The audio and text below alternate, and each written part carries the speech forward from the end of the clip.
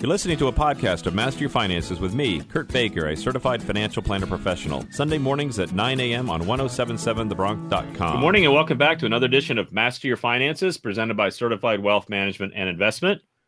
I am Kurt Baker, a certified financial planner professional located in Princeton, New Jersey.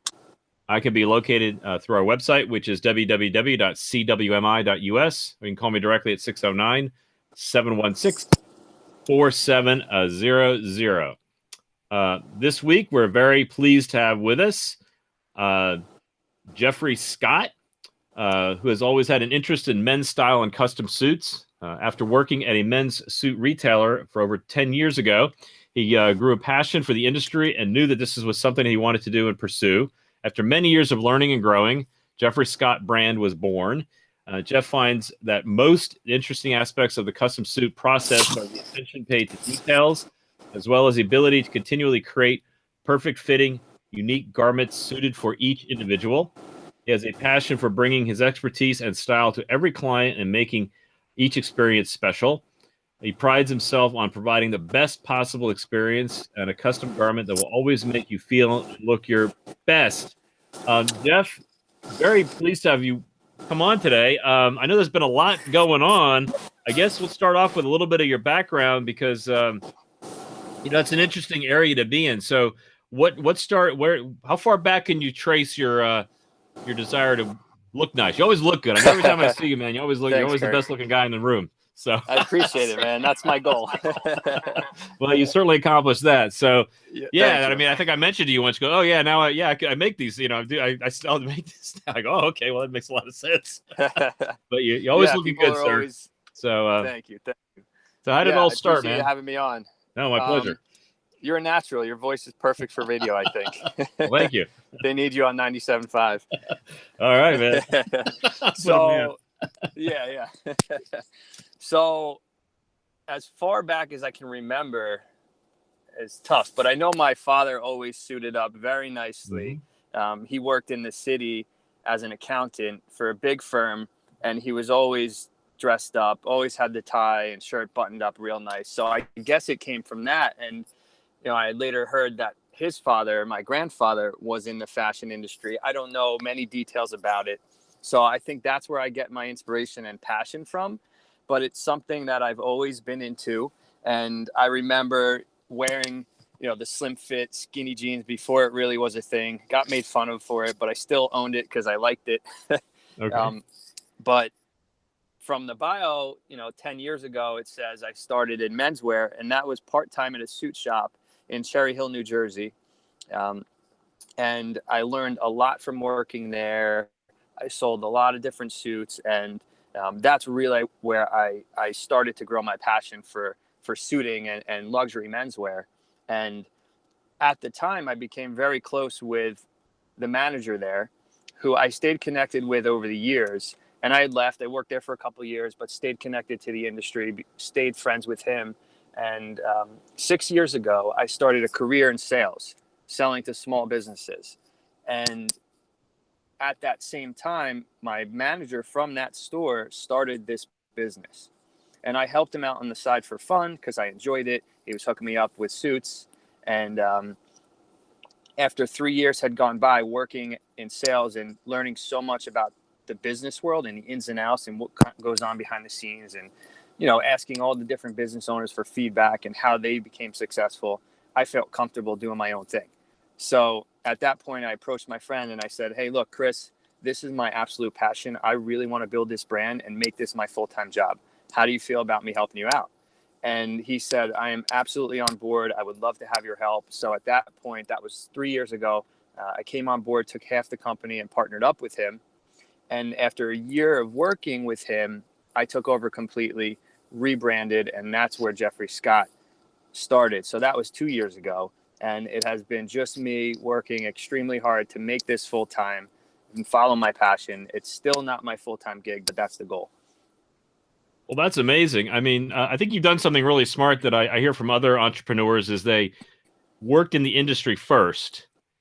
Because Right. you learn an awful lot working for somebody else in the same business before you step out. Because being an entrepreneur, adds its own level of stressors, I guess, once you're kind of out there on your own. So I'm just if you can just walk back a little bit to when you're working for somebody else, like what were your experiences there, and what were kind of the things that you felt were like the things you had to do and stress as an employee, and then transition that to when you actually moved into your own business, and how you maybe had a different perspective on things when you kind of step out on your own. I think that's a little bit of a transition. A lot of us, when we go out on our own, we kind of notice some differences. When you're working for somebody, that's one thing. When you got it on, when it's all on your plate, right? You're everything from the top to the bottom, so to speak.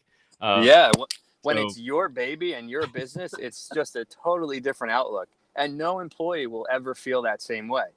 You know, as much as I love what I do and enjoyed working there, I still didn't have the same drive and passion to grow it and be successful there as I do building my own brand. You know, I still went out of the way to make sure the customers were happy and this and that.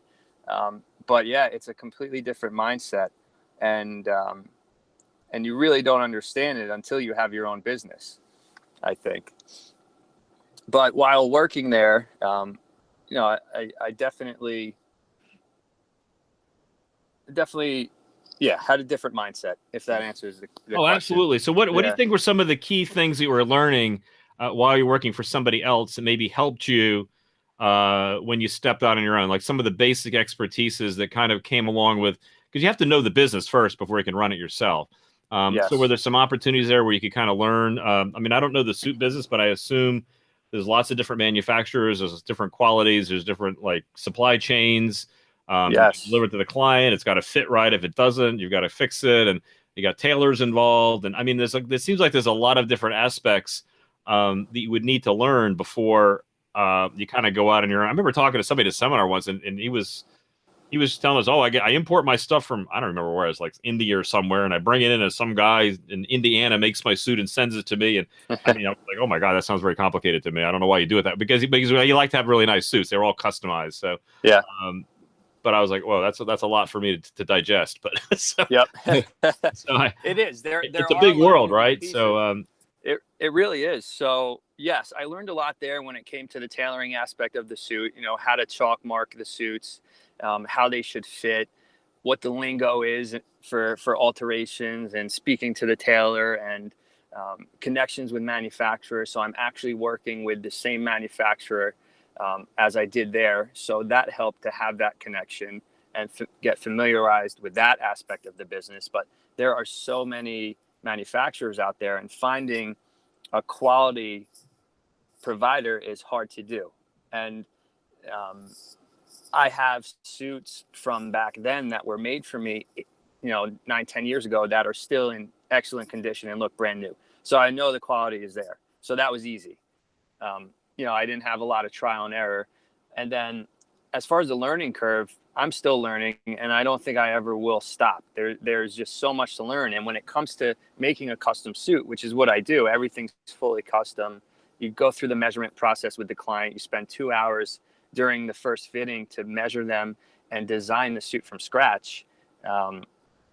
It's like a work of art. There's so many different aspects of the suit that you look at to determine whether or not you need to make a tweak on the shoulder slope so that it sits on their shoulder properly, or adjust the pitch of the sleeve so that it drapes down their arm and there are no wrinkles, or the balance of the jacket at the bottom. You want to make sure it's somewhat level, and that's all based off of their posture.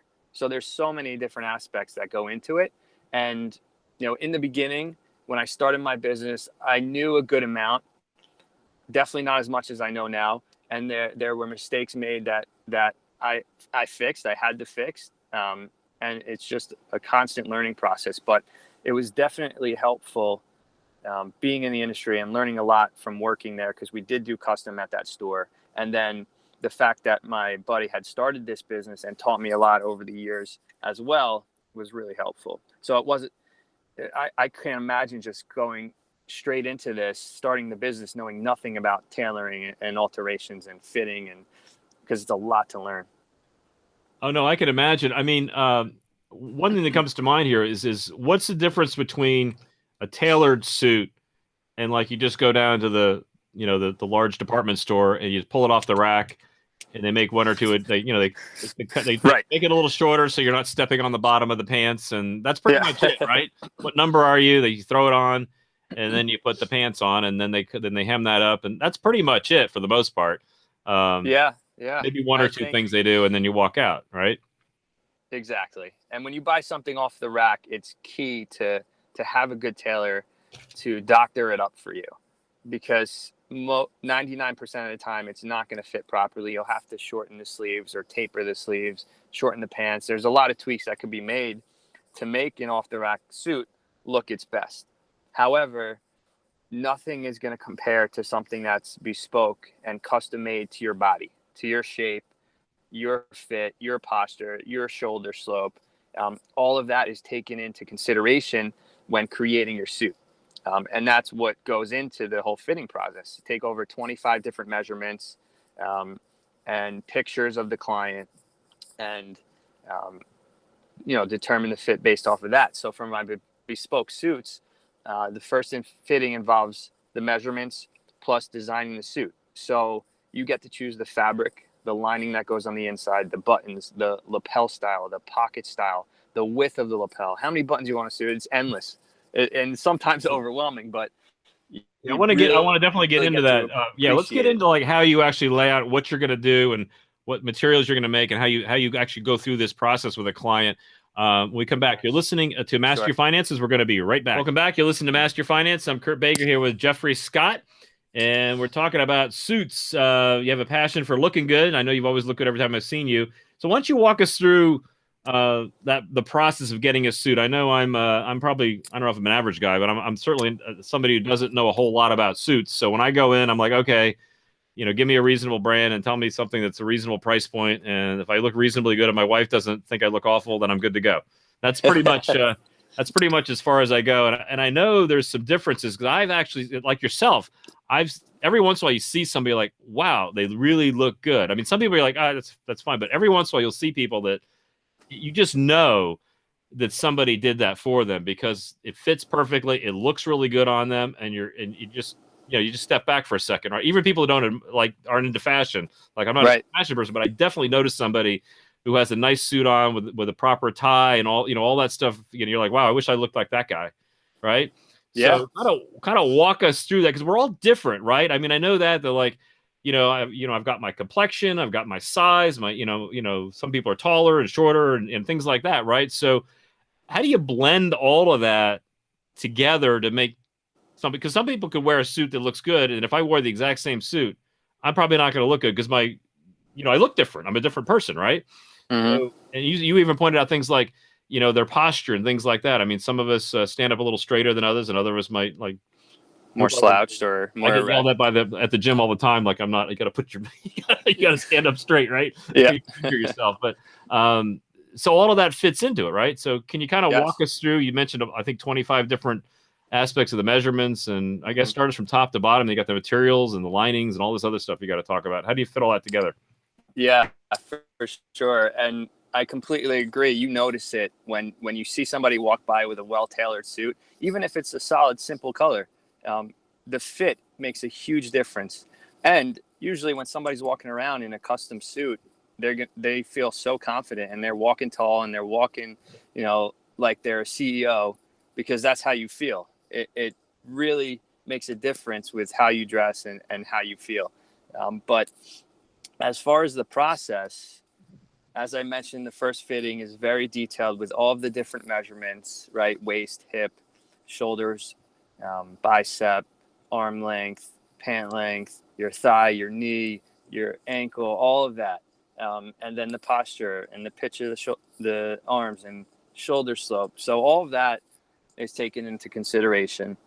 And then when it comes to the design, you're really building it from scratch. You're picking every single detail. You're creating the suit from the fabric and picking every aspect of it, even the color of the stitching on the buttonholes if you wanted.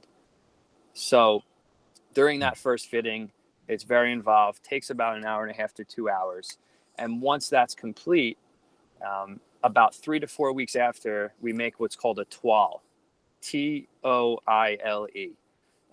which is a canvas. It's an early version of the suit in a lighter, thinner fabric, which we use to test the fit based off of the observations I made, the measurements I made.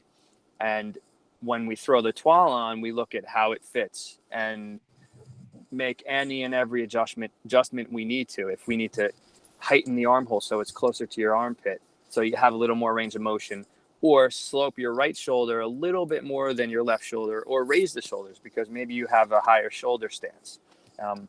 I rip the sleeve off and look at the armhole in that aspect as well. That way, when we make the final garment, we don't have to make any tweaks, and it fits absolutely perfectly, and will feel like it's made for you as well. Almost like a leather jacket. Over time, it's going to form to you. It's going to fit better. It's going to drape nicely. And a big part of that is the quality of the fabrics. So all of the fabric I use is sourced from Italy and the UK. I think they're the best fabrics out there. That's all I use. And with that, you get a very nice drape of the fabric, a very nice feel, a quality bounce back on wrinkles. A lot of these fabrics, you can really crush them and they'll bounce right back. Or if it's something that has a little bit of wrinkle, you hang it up for a day or two and the wrinkles naturally fall out. And so that's another aspect of, what you get when you go with a custom made suit, and the money that you're spending is the fabric, the fit, the construction on the inside is a big aspect of it too. So everything is hand sewn. It's fully handmade. The buttonholes, the shoulder, the canvas on the inside. We use a floating horsehair canvas. Floating means hand sewn versus fused. So if you hear a garment is fused, run away. That means it's glued together. Glued? So yes. Floating, why horsehair? That's interesting. Floating horsehair. I'm trying to envision this horsehair. now. When I look at my suit, it's hard to envision, but I can send you a picture of a canvas so you can see what it looks like. But just the quality of the horsehair gives it a nice shape and a nice structure, and it's really tightly knit, sewn together. Okay. And that gives it the body inside the garment. And you can have a classic canvas, which is a little bit heavier and a little more structured. You can have a lighter canvas, which is a little less structured, a little more casual of a jacket, which maybe you would make as a sport coat. Or you can go completely unconstructed where there's no canvas on the inside and it's basically just the fabric, and that's almost like wearing a shirt. Very casual. But the sewn in canvas makes a huge difference versus glued, because something that's fused, glued, will separate over time. And that's what you tend to find in the more affordable made to measure suits. Okay, well, that makes sense. So can you walk? I've heard fabrics, like I remember like people talk about fabric. Well, this may wear well, this might be softer. So can you, I guess, are there any, like you hear about wool, you hear about, are there any particular types of materials that are better than others when I know you like the Italy and the UK. So are there any particular materials that are better for different types of applications? Or, is wool a good thing or a bad thing? That's what I've heard. Or are there things that are better nowadays? Well, no, wool is a great thing, and that's what most suiting fabrics are made of. And if it's not 100% wool, it could be a combination of wool and silk, or wool, silk, and linen. So you can wear a wool suit all year round as long as it's the right weight. So when it comes to the weight of the fabric, it's usually in grams, right, or ounces. So, for example, you can have a wool suit that weighs 250 grams, and at that weight range, you can get away with wearing it all year round. Or you can get a wool suit that's at the low 200s, and that's good for summer. Or like your heavy tweeds that you see in England, those are in the 300s, maybe 400s, and those are the winter suits. So wool is not a bad thing. And there's some super fine wools. There's more rough to touch wools like the tweeds and the heavier English fabrics. However, linen is very good for summer because it's lightweight and you won't sweat as much. But the downside of linen is it wrinkles a lot. However, in this sartorial world, someone who appreciates it looks at that as, a character behind the suit. So I'm sitting here with this tobacco colored linen fabric, which I'm about to use for a suit to make for myself. And I haven't made a linen suit yet, but I love the look of it and, the casual the casual vibe it gives off, especially with the wrinkles in it. It's just, something about it. And yeah. And you mentioned the fitting. So I know that, I mean, I've seen these things like online now. They talk about how they basically video you or take a picture of you and they go, well, now we know your size, right? I mean, is that like a legit thing or not? Because they said, oh, well, I think I've seen it like with pants or shirts or things like that. Maybe, I mean, what do you have any idea what they're doing and what's the difference between, like, it sounds to me like in person would be better, right? Because you're actually measuring and then you what'd you call it? Toil? Is that right? Close. I got it wrong. Huh? Toile. Toile. Like almost like there's a W in it, but there is. Toile. TOIL though, right? TOILE. Toilet without the T. Okay, got it. Wow. Yeah. Wow, got it. Okay. Wow. So, yep. So how does that? Is that legit? I guess because you're the. So what are you? What are your thoughts about these? Doing it through the computer almost type deal. It works, and I think it produces a quality fit. Definitely better than off the rack, but nothing is going to compare to an in-person tailor, an in-person custom-made suit with a human eye to it. I don't think there's anything that's going to compare to that. It'll come close, right? But also a big part of getting and creating a custom suit is the experience with the tailor and building that relationship. Every one of my clients become friends because you're connecting with them for 2 hours at a time, and there's 2-3 fittings after the first one. So it's a fun process, and you don't get that with the online measuring. No, I agree. No doubt about it, because you're going to literally tailor it to yourself. I want to get into like the different styles of suits that maybe are going on out there now and what your thoughts are about that. You're listening to Master Your Finances. We're going to be right back. Welcome back. You're listening to Master Your Finance. I'm Kurt Baker here with Jeffrey Scott, and we're talking about custom suits. And I guess, you get this great process where you do it, you write down like these different measurements, very, very specific. And then you make is it toile? Is that right? Am I going to get that right now? That's right. And then you get it exact, which I never even heard of that before. And then from that, you cut the suit. And that's why some of these people we see out on the street, so to speak, you can just tell that suit was made for them and it looks awesome on them. I mean, I've seen some some of that come to mind are like The Rock, right? Like every once in a while you see him. I mean, they cut, there's obviously you can't get it off the rack because his body is like 3 times the size of mine. It's all muscle, right? So, somebody like that, like if they want to look decent, they're going to have to do it regardless. Of course. But even other people, it's like, wow, they really fit that thing nice. So I guess my question now is like, what are some of the styles that people use and how do you determine, I guess, what kind of suit you get? Like, especially if somebody's like new to it, or, I mean, what should I have in my closet, right? What are some of the basics I should make sure I have? And for each of us, what are your thoughts about that? That's a great question because a lot of people don't know where to start. And a big part of it you want to also pay attention to is the complexion of your skin, the color of your hair. You want a fabric that's going to complement you and contrast nicely. So that's something to pay attention to, but also your build, right?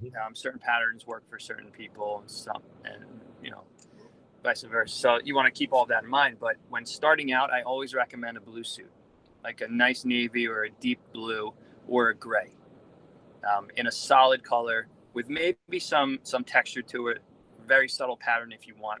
But the reason I recommend those 2 suits is because they match with everything.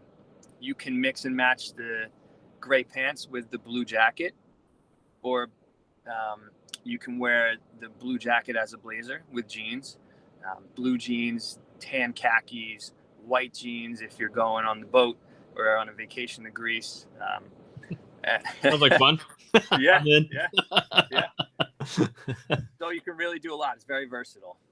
And once you have your solids in, you maybe after those 2, you can go for a tan or a brown, and then start to branch out into some patterns and have some fun with it. Now, wait a minute. I thought I read a long time ago this. Don't ever wear a tan suit. Is that not true?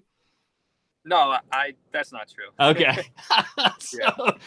You hear about these things, like the power suit colors and the power of this and that. If you're in business, you don't want to wear certain colors because it looks like I don't know. You're not the boss, right? Yeah. So what? It also a big factor is your line of work. Oh, So okay. so it can be true in that sense, right? If you're a financial advisor in a corporate office and you're wearing a real light tan suit, maybe it doesn't fit in. Mm-hmm. And typically for that industry, something more professional like a navy or classic pinstripe, a plaid, a tone on tone plaid, which means maybe a dark blue against a slightly lighter blue, where you have some pattern but not a lot of bold contrast, would work for an industry like that, unless you just simply don't care and you love the fashion, the style behind it, and you just want to wear what you love. Yeah, I've Which definitely seen people that wear I'm a stuff big that are fan. really, I mean, for loud, right? They're really like in your face, so to speak. But Yes. honestly, every time I meet some of those people, it matches their personality. So I'm like, okay, yeah, that makes sense. Yeah. Yeah. Yeah. That's the fun with custom. I think with a custom suit, you should go with a fabric that you really can't find off the rack, Right. because you want it to be unique. And with the financial industry specifically, I was talking to a client who said once he started wearing custom clothing, his business skyrocketed. And a big part of it was his confidence, but also it acts as a conversation piece. When you're out somewhere and you're wearing a nice tailored suit in a fun pattern, people are going to naturally come up to you and compliment you, and it starts a conversation. That is actually true. You're right. I've come up and talked to people just for that reason. Yeah. Yeah. They have interesting shoes, interesting suit, interesting tie, something that's a little, but it looks good, right? It has to look good, obviously. Yes. But so I mean, so what kind of style? Are there any particular styles people should have? I mean, I know years ago they had like, I guess, the double breasted, and then they have like I mean, aren't there different like styles, or some of these more appropriate, or does it matter as far as what we should be wearing these days? There are definitely a handful of different styles. My inspiration and my brand is based off of timeless style, something that you'll be able to wear forever, versus fashion, which is typically a trend. You'll see trends in different designs and shapes and fits when it comes to suiting or anything in that regard. But style, I think, is something that you create and you build over time based off of your preference. And when it comes to the suiting, I prefer a fit that is timeless, a style that is timeless when it comes to the width of the lapel or the length of the jacket or the taper of the pant on the bottom. And there are double-breasted, like you had mentioned, which is more formal, and I think kind of goes in rotation, in and out. It is making a comeback. I'm seeing it a lot. I like it, but I have yet to make myself one, only because I feel like I wouldn't get as much wear out of it as your standard 2-button single-breasted suit, which I recommend as the most timeless and wearable option. And then you have your single button, which works for sport coats and suits, but more on the formal tuxedo side is where I would recommend it. And then there's what's called the 3-button rollover, where it is shaped just like a 2-button suit. However, that third button is rolled and it's underneath the lapel. You'll see the buttonhole on the lapel and the button underneath the lapel where it rolls, if that makes sense. Does actually. So, yeah. I don't recommend the 3-button suit ever, though. Yeah, I don't know. I can't recall seeing one of those. That's interesting.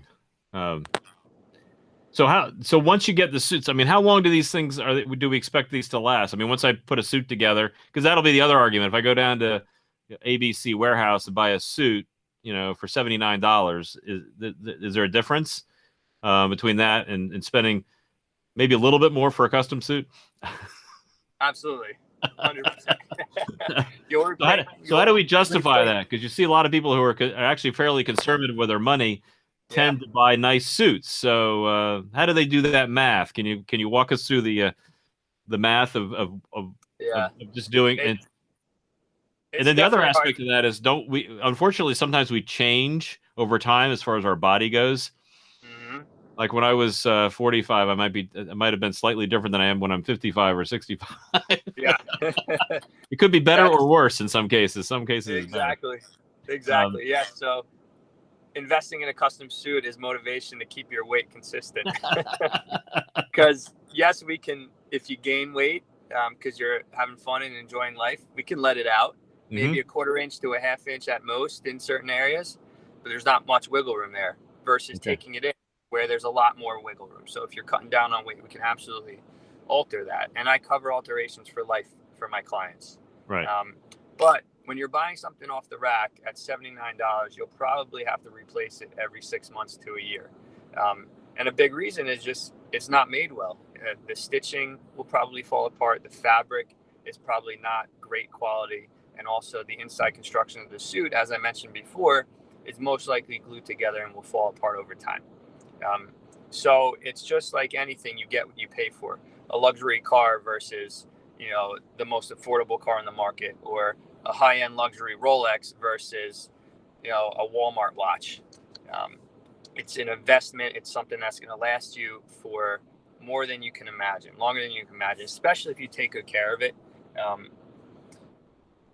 And that comes with just not rolling around on the ground and Right. Yeah, ripping you it want to all walk over us through like everything. that's a good subject actually, as far as how you care for it. I mean, are there certain environments you should put them in, and you kind of typically, like, I know with shoes you're supposed to put them in, put the shoe trees in them and things like that. Is there anything about a suit? I'm assuming you don't want to put it on a wire hanger where it's going to put dents in it, right? So, Yeah, no, you don't. so, I mean, any thoughts about like, I mean, should you be rotating them and like, I mean, should you wear the same suit every day, or should you like alternate them a little bit and things like that, and how you clean them and all that kind of thing? You want to walk us through a little bit about what kind Yes. of the best practices are for taking care of the suit? Since you made Yeah, that's a pretty good size investment, you want to keep it around for a while? of course. Yeah, that's very important.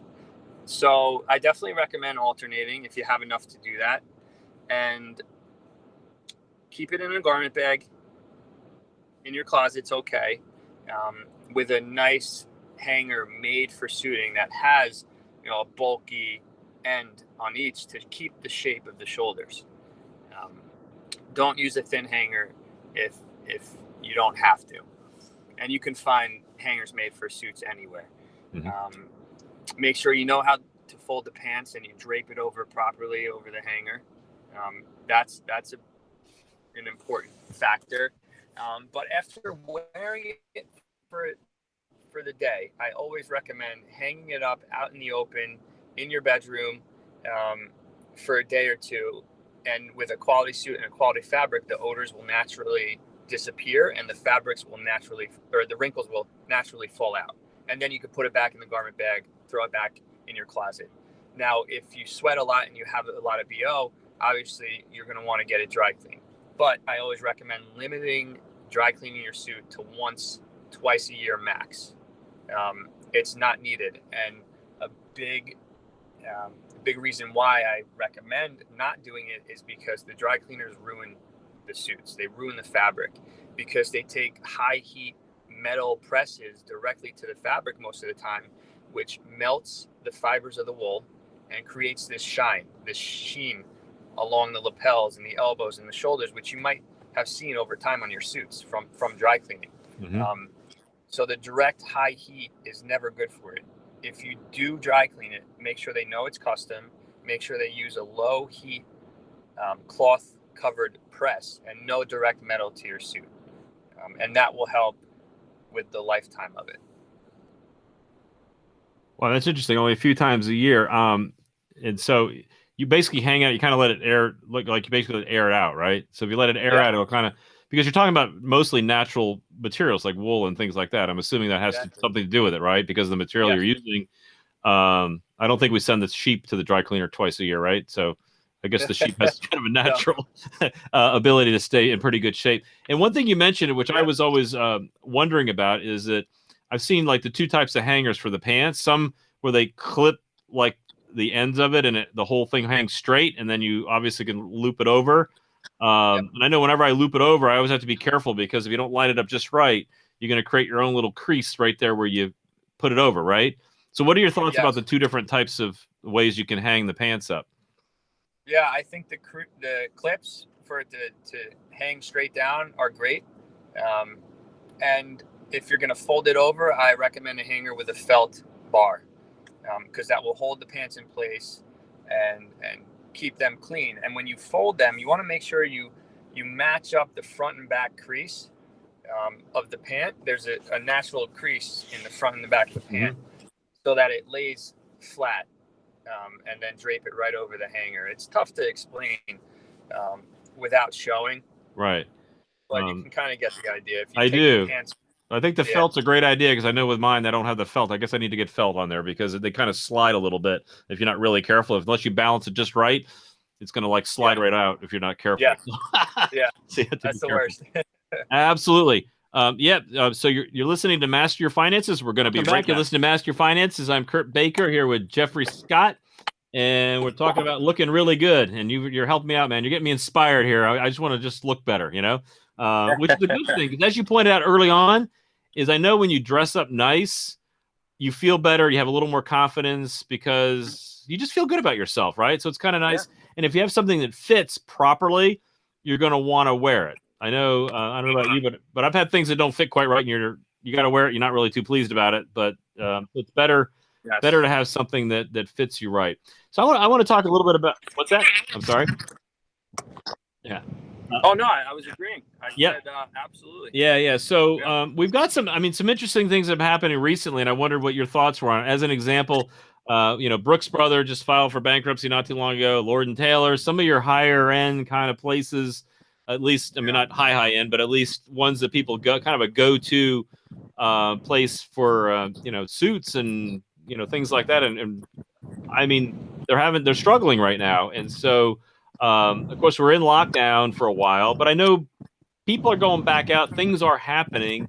So I just wondered how you first found out about, how this affected you initially, and maybe some of the things that you've done, as an entrepreneur in this business, what you think is going to happen going forward. So what are your thoughts about, I guess, when this all started to roll out, what was your initial response when we started closing everything down, and then the adjustments, and then what do you kind of think we have going forward from here?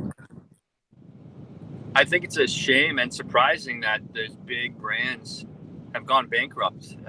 You would think that with so many years of success, they'd be okay, but no. So that makes it, it's better for us smaller guys if they're not there. Right. Yeah. Well, they're certainly struggling right now. Yeah. Unfortunately. So in the beginning, I shut down for 3 months. I didn't do any fittings, especially because what I do is very personal. I go direct to my clients' homes and offices, and I just wasn't comfortable doing that. And I don't think anyone else was. Mm-hmm. And within just the last month, once we kind of figured things out a little bit more, I started doing fittings again and following protocol, wearing masks, keeping distance as much as I could, even though I'm still, measuring them up close and in the homes. But, I just keep clean and stay as safe as possible. And it has definitely taken a hit. And a big part of it is because even before this, the corporate dress code has become more casual. Most people are getting blazers, which is totally fine, and maybe wearing those with jeans. But since COVID, everybody's home in their t-shirts and underwear, and if you're wearing a suit, it's just on the top. Yeah, you're gonna wear half now, right? Like you watch you watch the evening news, right? They get up and they're wearing shorts. Yeah, I'm guilty of it. That's great. So you guys still half suits now? Yeah, that's it. So I've definitely taken a hit. I am doing fittings, but it's at a slow pace, and it's more weddings and people who are passionate about it and enjoy dressing well and want to dress well. Not many people who wear it for work and have to wear it for work, like the financial advisors and the attorneys and the sales guys who really aren't going out right now. There's opportunity out there. A lot of people saying, I'm interested, just not right now because I'm not wearing my suits. So, let's touch base in a few months once this thing's figured out. And that's been the big challenge lately. Yeah, no, I think that's important, and I know, one thing I always think about when there's any kind of adversity in the market, or even this is really enormous, is you got to try to find the opportunity, right? So anytime, there's going to be winners and losers. We're going to continue to operate at some level in some way, shape, or form. So I think it's great. I mean, in my opinion, you kind of have an advantage a little bit because you do have kind of a personal relationship. I mean, just like an advisor is an example, somebody who deals with someone on a very personal, integrated level. You're going to build up a nice relationship. You're going to build up a nice network. So, and so the big boys, so to speak, they don't have that, right? If you dial on an 800 number, you're not going to get the same service. You're not going to get the same understanding of what they really want, because that's a lot about what, a close personal relationship's about. Is not just giving them a suit, right? Or giving them a particular service, but giving them the appropriate one, the one that actually they want to have. Because you can go down and, like I mentioned, the 79. If you buy the $79 suit and you don't ever wear it, then you just wasted $79, right? Right. So it's kind of worthless. Yeah. I mean, you just wasted money. And I know we've all done something like that. We went, oh, that's really a nice deal. You buy it and then you get it home. And you're like, well, I'm never going to use this because it just doesn't work. So you're better off. And they've shown that through, even through like an advisory side, is you want to make sure you're going to buy something that is actually going to outlast the things that, you're going to keep it longer, right? You might invest a little bit more money in something, but you're going to keep it for a long time. So if you amortize that over the period of time you're going to own it, many times you're coming out ahead, right? And so I think that's kind of what we're seeing. I mean, if you own a suit for 10 or 20 years, that's a pretty significant period of time to amortize something over. Oh, absolutely. Take the amount you spent, divide it over that time. It's minimal. But I tell all my clients it's a dangerous thing to get into, because once you start spending on custom, you're never going to want to wear your other suits. You'll put them on and be like, wow, what was that? What's going on? Right, then you're going to get rid of your other suits that you spent a lot less money on, right? Maybe $100, $200 on. Yeah, exactly. Because now you're going to see the difference, right? And, and you're going to notice that, wow, this is better. So what about, I mean, we talked a lot about the suit itself, but how do you coordinate the tie and the shirt and, all the things that go with it, obviously, right? You gotta put the whole thing together, right? The shoes. I mean, you talk to them a little bit about how to match all that stuff up as well. Because you want to look. I know when I see you again, you look really nice. So it's not you. The suit looks great, but everything looks good, right? You kind of put it all together nicely. Yeah, it's all about matching and complementing. Mm-hmm. And when it comes to that, you have to look at the pattern of the suit, determine. For example, a solid suit, you can have some fun with the pattern of the shirt or the tie because the suit is solid and it's not as loud. Or if you're wearing a very bold pattern suit, like a window pane, a red suit with a blue window pane, that speaks for itself. So in that case, I always recommend keeping everything else solid. You don't want to go overboard on patterns. I always say 2 patterns max. So keep that in mind. With shirts, I personally keep my shirts solid or a very subtle stripe or a very subtle check pattern. I don't go too bold with the patterns of my shirts when I'm wearing them for suits. I think the bolder check patterns and such work better for something more casual. And then with the ties, you can have fun, but it all depend on the color of the suit, the pattern that's going on in there, and there's a lot. That's a whole nother conversation. And then when it comes to shoes, blue and brown, best combination, favorite color combo. With a gray suit, you can wear brown shoes, you can wear black shoes, you can wear blue shoes. Big fan of blue suedes. Elvis's go-to shoe. Oh, is that right? Actually, she mentioned that a friend of mine is an attorney. He came in with some nice blue suede shoes, and it was like they just popped. And I hadn't seen that in a while. I was like, wow, man, you look really good. Yeah, I've been getting a lot of compliments on these shoes, right? Yeah. You had a nice suit, too. Of course, yeah. Oxblood is an underrated color for shoes as well. Like a deep red is really nice. That works with everything. Oh, wow. Yeah, I hadn't thought about that. Mm-hmm. So how many suits should we end up having here? Once, what's your recommendation? You start off with the basics, right? So what should be my goal if I'm, let's assume we're going back to work most every day. Yeah. Wouldn't this be a good time on the other side? Wouldn't this be a good time to think about it? Getting it taken care of while we're kind of still in relatively slow motion in some cases. Yeah. You might want to think ahead, right? Right. You've got time to do things. You're like, I never had time to do that. Why not? Well, now would be a good time, right?